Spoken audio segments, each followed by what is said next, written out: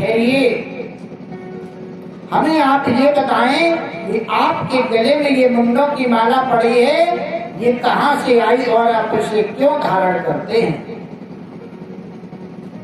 बाबा जान गए कि लगता है यहाँ पर नारद का आगमन हुआ है। माता जी से कहने लगे कि यह बताओ क्या नारद आया था यहाँ।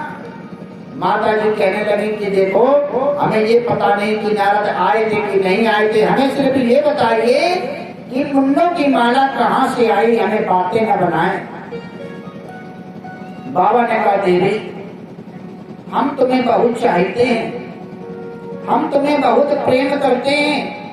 संसार में कोई किसी को इतना प्रेम नहीं करेगा जितना हम तुम्हें करते हैं। मैया ने कहा फिर हमें बातें न बनाओ, हमें ये बताओ कि मुंडों की माला कहाँ से आई। बाबा ने कहा देवी ये तुम्हारी ही मुंडों की माला है। हम तुम्हें इतना प्रेम करते कि जब जब तुम मर जाती हो तो तुम्हारा गला काट करके हम उसकी माला बना करके पहनते हैं। अब फिर तुम जन्म लेती तो तुमसे विवाह करते हैं, फिर तुम मर जाती हो, फिर तुम्हारा गला काटते हैं। मैया ने कहा हम इतनी बार मर चुके हैं, कितनी मुंडों की माला हो गई। बाबा ने कहा हाँ देवी। मैया ने कहा बाबा हम इतने बार मर गए और तुमको बुखार भी नहीं आया। बाबा ने कहा नहीं हम नहीं मरते हैं, क्योंकि जो जन्म लेता है वो ही मरता है। भगवान अजन्मा अमरना है, उनका कभी जन्म नहीं होता है, उनका कभी मरण नहीं होता है। आज तक कभी भगवान ने जन्म लिया ही नहीं। अब कह दो कि भगवान राम बनकर के आए, कृष्ण बनकर के आए, ये जन्म नहीं हुआ। हम सब जन्म उत्सव मनाते हैं, हम लोग उत्सव मनाते हैं, लेकिन भगवान ने जन्म नहीं लिया। फिर भगवान आए कैसे? भगवान प्रकट हुए। भगवान किसी कोख में आकर के कभी जन्म ले ही नहीं सकते, क्योंकि जो जन्मा है वो मरता है और भगवान अजन्मा अमरना है। भगवान प्रकट हुए तभी लिख दिया गया वो स्वामी तुलसीदास जी ने, भय प्रकट कृपाला दीन दयाला कौशल्या हितकारी। भगवान प्रकट हुए और प्रकट भी कैसे हुए? शंख चक्र गदा पदम बनिमाला विभूषितम। भगवान प्रकट हुए कैसे? शंख चक्र गदा पदम लेकर के चतुर्भुजी रूप में। माता ने देखा और प्रश्न कर दिया तुम किम, आप कौन है? भगवान ने कहा कि मैं तुम्हारा पुत्र हूँ, तुमको मैंने आशीर्वाद दिया था कि मैं तुम्हारा पुत्र बन करके आऊंगा, मैं आ गया हूँ। माता ने कहा यदि तुम हमारे पुत्र हो तो हमें पुत्र नहीं चाहिए, जाओ यहाँ से चले जाओ। भगवान ने कहा मैंने वचन दिया है, ऐसा क्या हो गया आप कह रही चले जाओ। मैया ने कहा मैंने पुत्र मांगा था, तुमको थोड़ी मांगा था, मैं तुम्हें कैसे खिलाऊं। सुन बचन सुजाना रोदन खाना हुई बालक सुरभूपा। तुरंत भगवान ने जैसे ही मैया के वचन सुने आज बालक के रूप में आ गए और अपना एक रूप बना करके माता की गोदी में लेट गए। मैया शिशु को प्यार करने लगी तो कहते हैं कि भगवान प्रकट होते हैं, जन्म नहीं लेते हैं। फिर प्रक्रिया हुई कि भगवान का जन्म हुआ और उत्सव मनाने लगे, वही उत्सव हम सब मनाते हैं। माता जी कहने लगी कि आप बताएं आपको कभी बुखार तक नहीं आता है? नहीं। क्यों? क्योंकि मैं अमर कथा जानता हूँ, जो ये अमर कथा सुन लेता है उसको कभी उसकी मृत्यु नहीं होती है। मैया ने कहा बाबा हमें भी ये अमर कथा सुनाओ। बाबा कहने लगे हम तुम्हें अमर कथा नहीं सुना सकते। क्यों? भागवत में लिखा है कि कथा किसको सुनानी चाहिए, जो इसके अधिकारी हैं उन्हीं को कथा सुनानी चाहिए। हर जगह अपनी कथा लेकर के नहीं बैठना चाहिए कि आओ हमारी कथा सुन लो। सुखदेव जी कहते हैं राजन आज माता ने हट कर दिया और बाबा ने कहा ठीक है देवी हम तुम्हें कथा सुनाएंगे। और उचित समय आने पर आज बाबा ने कैलाश पर्वत पर अपना डमरू बजाया और उस डमरू की ध्वनि से आज सभी जीव जंतु वहां से चले गए। माता ने कथा सुनने के लिए तैयारी की और बाबा ने कथा सुनाने की तैयारी की।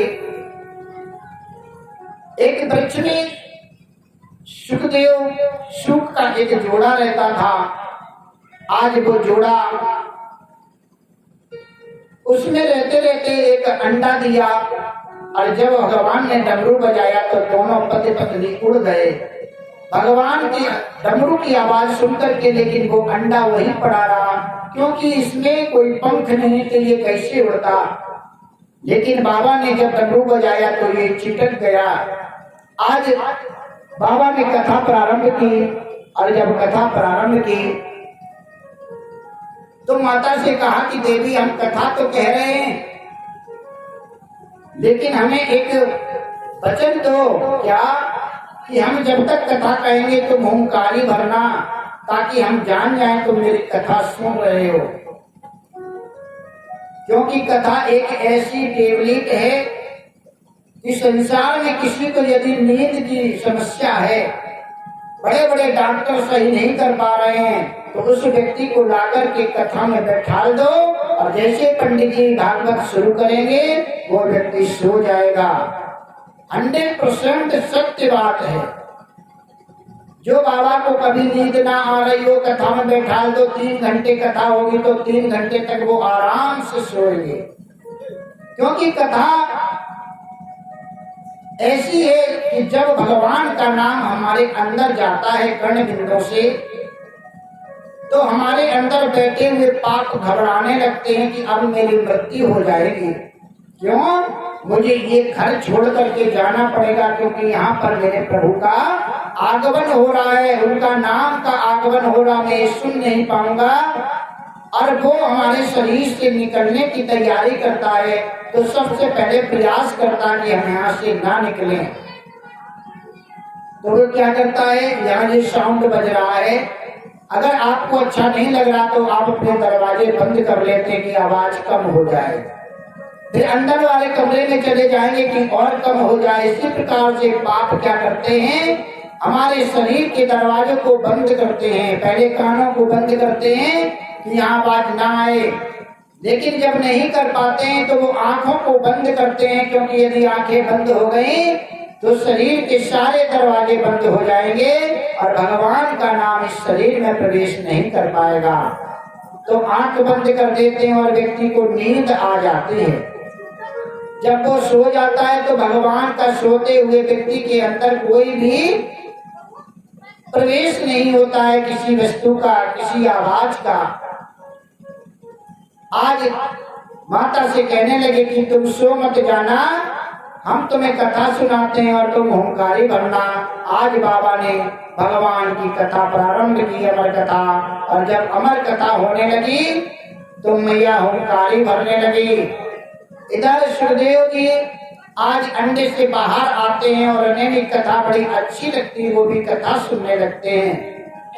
आज कथा सुनते सुनते माता जी सो जाती हैं और जब मैया सो गई तो आज ओंकारी कौन भरे। सुखदेव जी को बड़ा आनंद आया कथा में और उन्होंने ओंकारी भरना प्रारंभ कर दिया, क्योंकि विचार करने लगे यदि मैंने ओंकारी नहीं भरी तो बाबा कथा बंद कर देंगे और ये आनंदमयी कथा का रस पान में नहीं कर पाऊंगा।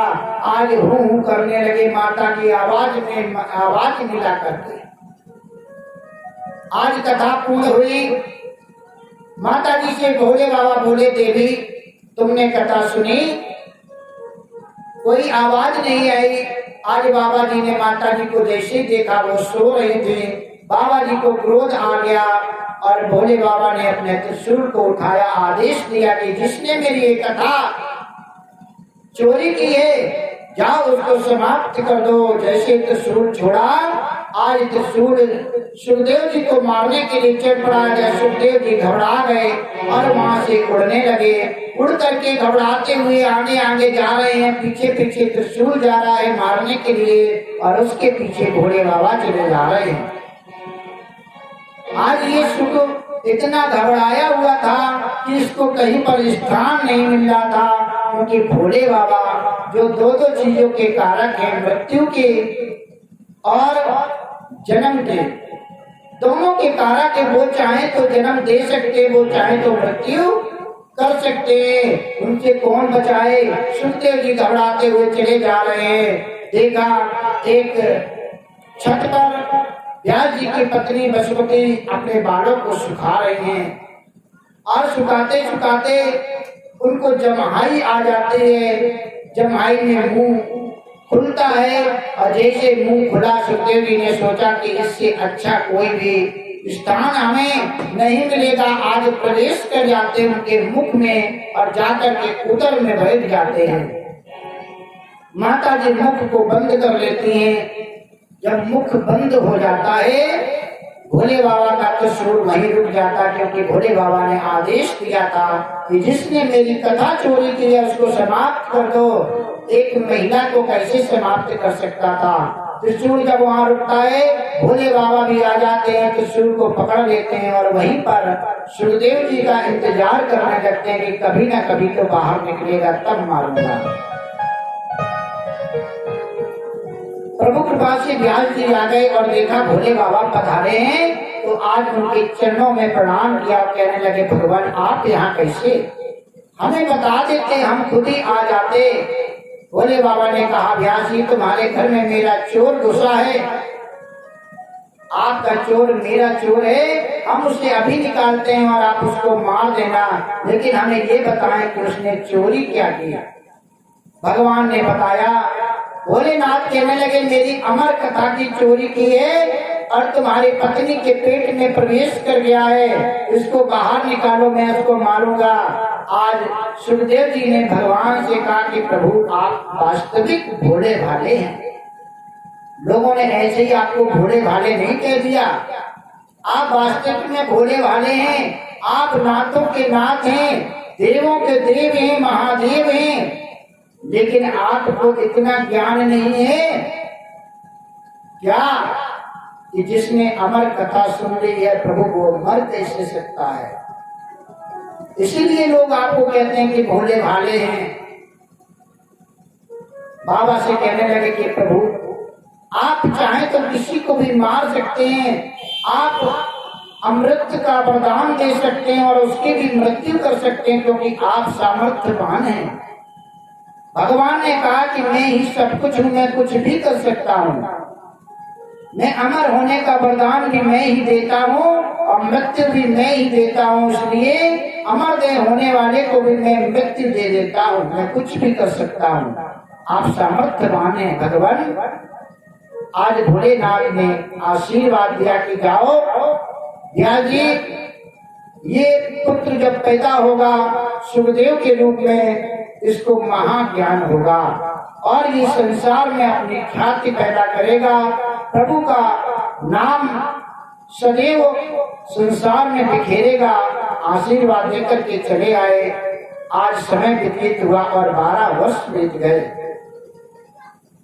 लेकिन सुखदेव जी ने जन्म नहीं लिया। माता के उदर में पीड़ा हुई और आज व्यास जी ने प्रार्थना की सुखदेव से कि पुत्र जन्म ले लो, तुम्हारी माँ को बहुत पीड़ा हो रही है। सुखदेव जी ने कहा कि पिताजी मैं इस संसार में नहीं आना चाहता हूँ कि ये संसार व्यर्थ है, संसार में कुछ है तो सिर्फ प्रभु का नाम है, इसलिए मैं यहीं पर बैठ करके नाम का जप करूंगा। आज व्यास जी ने फिर प्रार्थना की तो भगवान आज सुखदेव जी कहते हैं कि प्रभु पिताजी यदि आप चाहते हैं कि मैं जन्म लूं तो जाओ भगवान की प्रार्थना करो, तपस्या करो और उनसे कहो कि अपनी माया को समेट लें। यदि वो अपनी माया को समेट लें तो मैं जन्म ले लूंगा। आज भगवान की प्रार्थना की व्यास जी ने और भगवान प्रकट हुए। व्यास जी ने कहा प्रभु अपनी माया को समेट लो, मेरा पुत्र जन्म नहीं ले रहा है। भगवान ने कहा व्यास जी मैं अपनी माया को नहीं समेट सकता, क्योंकि ये माया को समेट लिया तो ये पृथ्वी फिर रसातल में चली जाएगी, इसमें मेरी माया का संचार है। लेकिन तुमने मेरी पूजा की है, तुमने मेरा तप किया, इसलिए मैं प्रसन्न हूँ। मैं तुम्हें वरदान देता हूँ कि यदि तुम्हारा पुत्र एक पलक झपकते, जितने में एक पलक झपकती है निमिष मात्र, इतने में यदि जन्म ले ले तो उसको मेरी माया घुसेगी नहीं।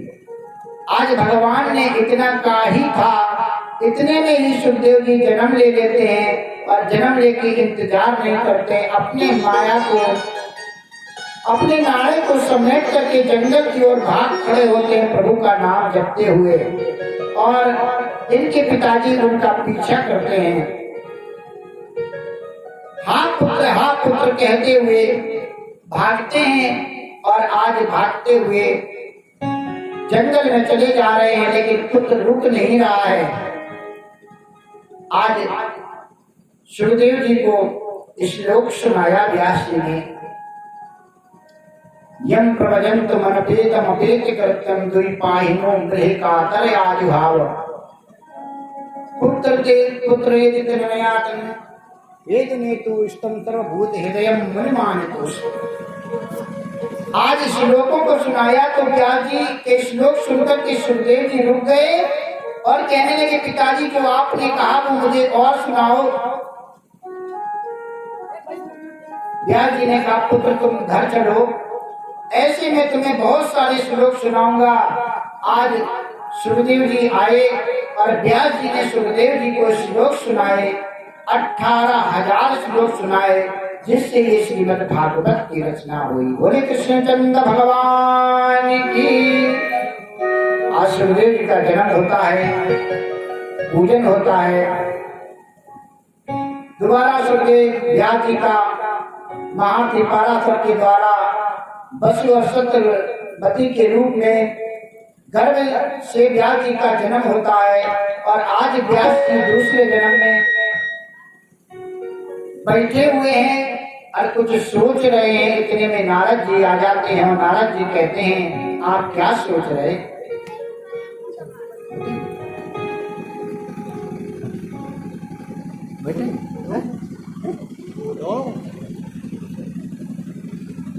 कहने लगे, आप क्या सोच रहे हैं?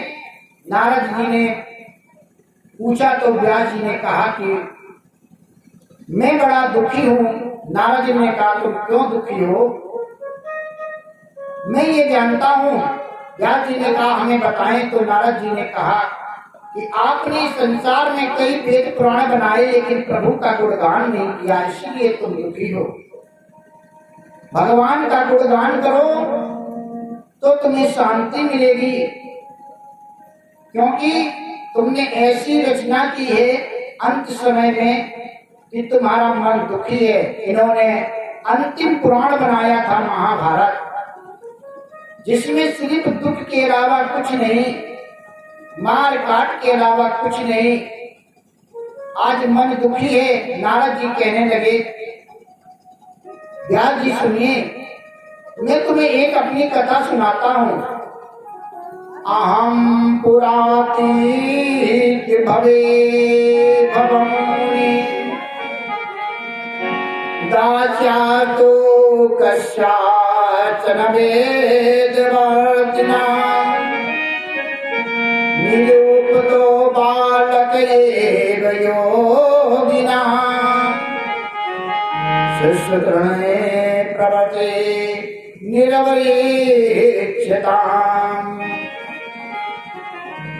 नारद बोले, व्यास सुनो, मैं पूर्व चरित्र सुनाता हूँ। दासी का पुत्र बना पहले वही इतिहास बताता हूँ।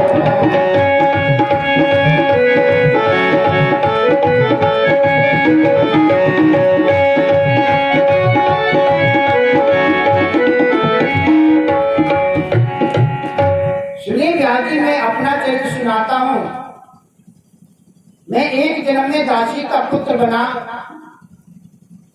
और मेरी माँ घर का चौका बर्तन करती थी और मेरे पिता की मृत्यु हो गई थी। चौका बर्तन करके हमारा पेट भरती थी।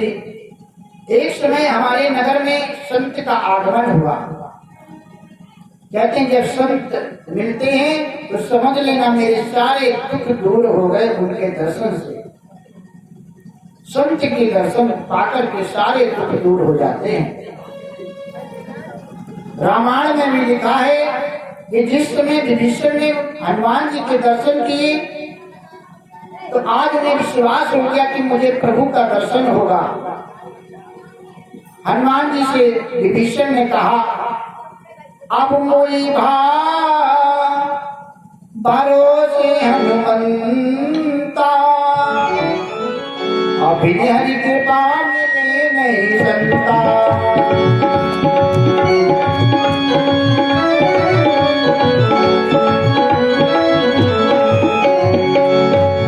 अब मोए भरोसा हनुमंता, बिन हरि कृपा मिले नहीं संता।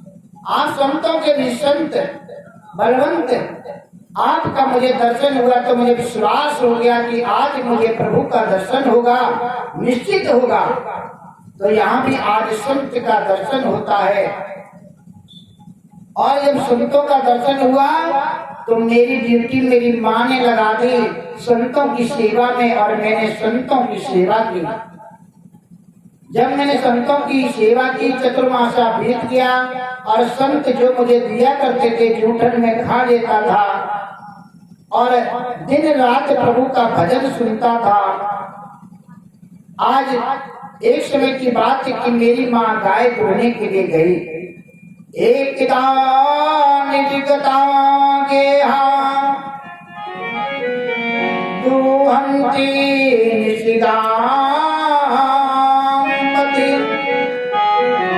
सर्पो दशपदाष्टा कृपणाराम काल ज्योतिता। मेरी माँ गाय धोने के लिए गई और काल के रूप में सर्प ने उसको डस लिया और उसकी मृत्यु हो गई। जब मेरी माँ की मृत्यु हुई तो मुझे बड़ी खुशी मिली, मैं बड़ा प्रसन्न हुआ और एक तरफ में बड़ा दुखी हुआ। क्यों? मैं प्रसन्न इसलिए हुआ कि मैं प्रभु का भजन करना चाहता था जिसमें मेरी माँ बाधा थी। मैं अपनी माँ को छोड़ करके कहीं जा नहीं सकता था। संसार में कोई यदि भजन करना चाहता तो उसके लिए उसका परिवार बाधा है। वो विचार करता कि मेरी पत्नी का क्या होगा, मेरे बच्चों का क्या होगा, ये घर द्वार खेत मकान का क्या होगा, कैसे चलेंगे सब। और वो इसी को कल कल करता रहता है और एक दिन उसका वो शरीर भी शांत हो जाता है, लेकिन उसको भगवान का भजन करने का समय नहीं मिलता। इसीलिए क्या शरीर में जब तक दम है तब तक जो कुछ करना चाहते हो कर लो, क्योंकि